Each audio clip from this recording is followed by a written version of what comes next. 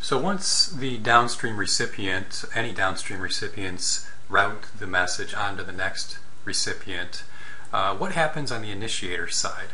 Well, as you'll see here, the initiator gets a nicely formatted email that is what we call a tracking message,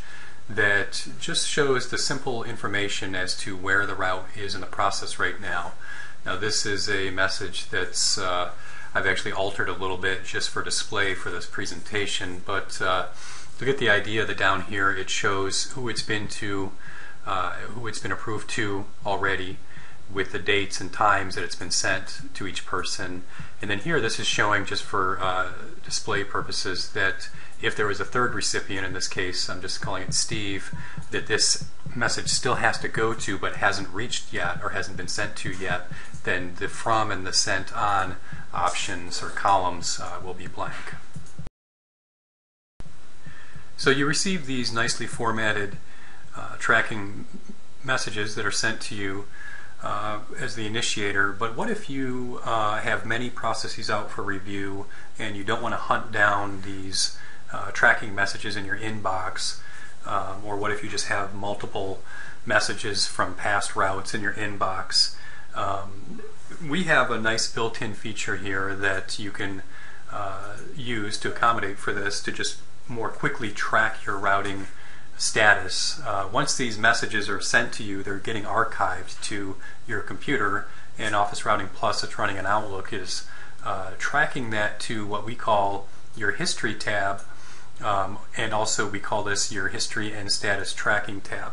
So you'll note here that this is showing me anything that I have out for review. Now in this case I'm on a test computer where I've done all kinds of testing in the past, so I have all sorts of documents that are incomplete in status. So many of them are out for review, and as you click through each one of these, it's showing you the routing status down in the grid of each one of those, and that's just a nice easy way to see exactly where the routing process is right now. And it's the same thing more or less as the status messages that you are getting, that you see behind me, but it just allows for you to look at that right here in the interface itself, rather than hunting down the email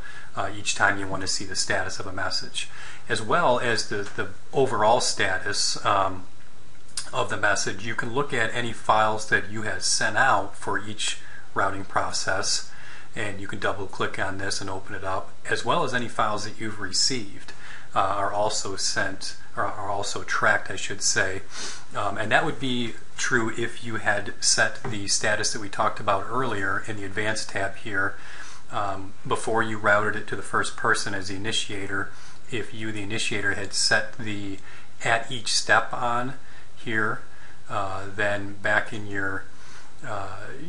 history tracking, then each time a message is sent from one downstream recipient to the next, those status messages that are sent back to you are going to include the updated files that are under the Files to Review tab, and as such they would be tracked in the Files I Received tab here. And you would get multiple copies here in this case, and the naming convention would have the person's name that sent the document, so you can easily track that as well, to keep the different document versions separate.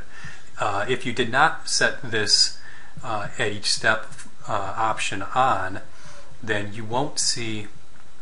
under the Files I Received tab, you won't see files here until the very end, when the last recipient sends it back to you, the initiator. And in that case,